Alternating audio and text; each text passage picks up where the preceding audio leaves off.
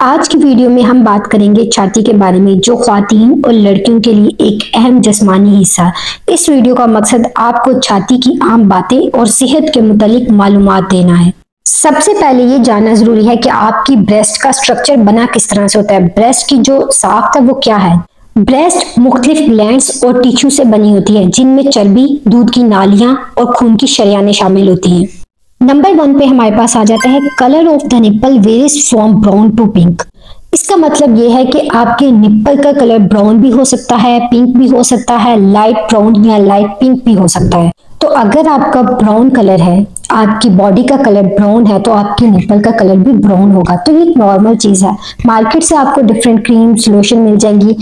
लोग कहते हैं कि आप इसको यूज करें, आपके निप्पल का कलर पिंक हो जाएगा। तो आपको इन सब चीजों की जरूरत नहीं है, क्योंकि ये एक नॉर्मल चीज है। आपके बॉडी का कलर ब्राउन है तो ऑटोमेटिकली आपके निप्पल का कलर भी ब्राउन होगा। ये बिल्कुल एक नॉर्मल चीज है। इसके अलावा वो लोग जिनका कलर फेयर होता है, नॉर्मली उनके निप्पल्स का कलर पिंक कलर का होता है। तो ये एक नॉर्मल चीज है। नंबर 2 पे हमारे पास आ जाता है they are never the same size. इस बात का मतलब ये है कि आपने कभी मिरर में ये चीज नोटिस की होगी, या फिर आपने खुद अपनी ब्रेस्ट का मुआयना किया हो, तो आपको ये चीज पता लगी हो कि आपकी राइट साइड की ब्रेस्ट का साइज छोटा है या फिर आपकी लेफ्ट साइड की ब्रेस्ट का साइज छोटा है। तो ये एक नॉर्मल चीज है, यानी कि एसिमेट्री ऑफ ब्रेस्ट, मतलब लेफ्ट और राइट ब्रेस्ट कभी भी साइज में इक्वल नहीं होते।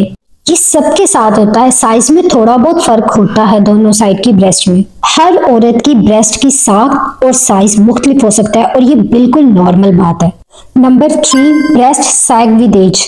जैसे कि जैसे ही आपकी उम्र बढ़ती जाती है, तो आपकी फेस की स्किन लूज होना शुरू हो जाती है, रिंकल्स आना शुरू हो जाते हैं, आपकी नेक की स्किन लूज होना शुरू हो जाती है। इसी तरह उम्र के साथ आपकी ब्रेस्ट की जो स्किन होती है वो सैग होना शुरू हो जाती है। ये बिल्कुल एक नॉर्मल चीज है। इसमें आपको किसी किस्म की कोई प्रॉब्लम नहीं है, और इसमें आपको कोई सर्जरी करवाने की जरूरत नहीं है।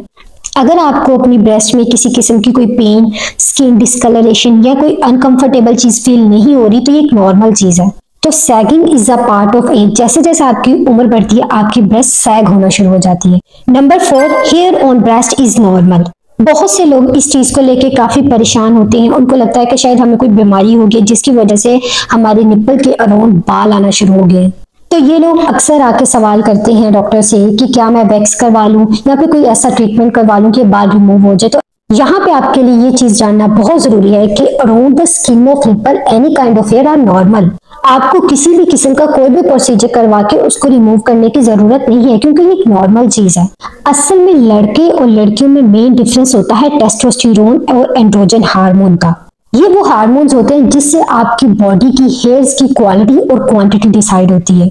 तो अगर कंपेयर किया जाए मेल की बॉडी को फीमेल की बॉडी से, तो जहां जहां मेल के बाल आते हैं वहां वहां फीमेल्स के बाल भी आते हैं। ये एक नॉर्मल चीज है due to the testosterone and androgen hormone. But in female they may be less dense and less course.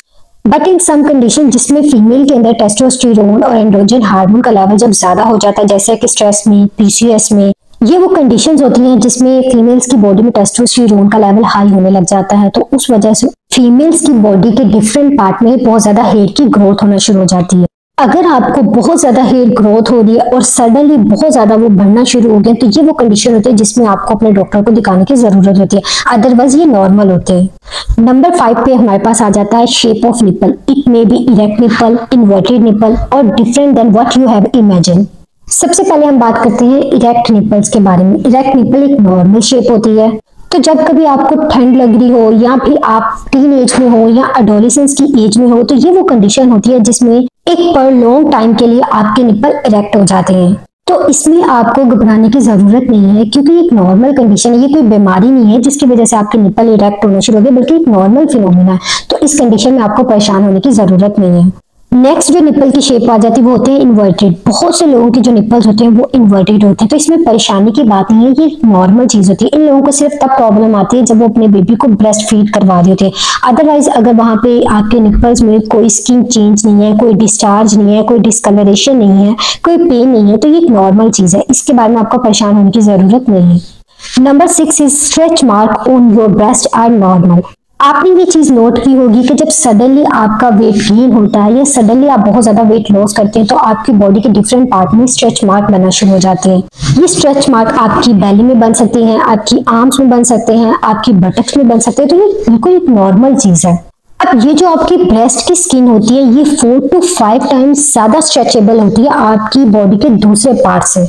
तो इसलिए ब्रेस्ट में स्ट्रेच मार्क तो होंगे ही, तो ये एक नॉर्मल चीज है, उसमें आपको परेशान होने की जरूरत नहीं है। नंबर 7 पे हमारे पास आ जाता है जो आपके एरियोला का साइज होता है वो पर्सन टू पर्सन डिफरेंट होता है, वो वेरी करता है पर्सन टू पर्सन। सबसे पहले मैं आपको बताती हूँ कि एरियोला होता क्या है। आपके निप्पल के अराउंड जो ब्राउनिश सा एरिया होता है वो आपका एरियोला होता है।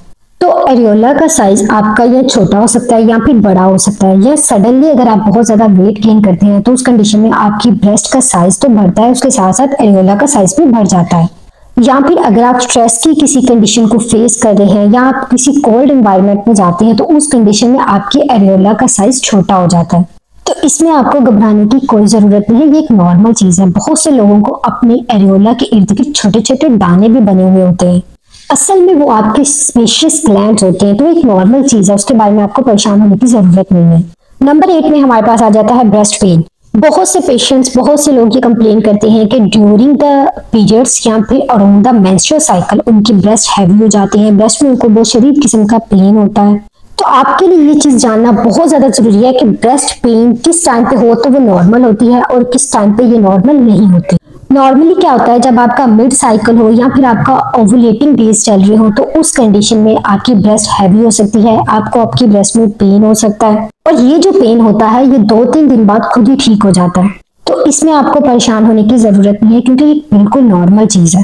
अक्सर आपने ये चीज नोट की होगी कि जब आपको पीरियड्स आने वाले होते हैं उससे 2 दिन पहले आपकी बॉडी में प्रोजेस्टेरोन का लेवल बहुत ज्यादा हाई हो जाता है, जिसकी वजह से आपको बहुत ज्यादा एब्डोमिनल पेन होती है, एब्डोमिनल ब्लॉटिंग होती है। इसी तरह आपको आपकी ब्रेस्ट में भी पेन होता है। ये एक नॉर्मल चीज है, इसमें आपको परेशान होने की जरूरत नहीं है। लेकिन अगर आपको पेन के साथ अपने निप्पल से कोई डिस्चार्ज फील हो रहा है या फिर आपको ब्रेस्ट में कोई लंप फील हो रहा है या फिर आपकी ब्रेस्ट की स्किन चेंज हो गई है, उसमें डिस्कलरेशन आ गया, तो ये चीज बिल्कुल भी नॉर्मल नहीं है। तो इस कंडीशन में जरूरी है कि आप अपने डॉक्टर से जरूर कंसल्ट करें। ये थी कुछ आम मालूमात ब्रेस्ट के बारे में। याद रखें, हर औरत की छाती मुख्तलिफ होती है और यही फितरत का हिस्सा है। ब्रेस्ट की हेल्थ पे ध्यान देना बहुत जरूरी है और आपको ये चीज पता होनी चाहिए क्या चीज आपकी ब्रेस्ट के लिए नॉर्मल है और क्या चीज नॉर्मल नहीं है। और किसी भी परेशानी की सूरत में डॉक्टर से जरूर मशवरा करें। तो दोस्तों, आज की वीडियो के लिए इतना ही। अगर आपको ये मालूमात फायदेमंद लगी हो तो वीडियो को लाइक करें और चैनल को सब्सक्राइब करना ना भूलें। अल्लाह हाफिज।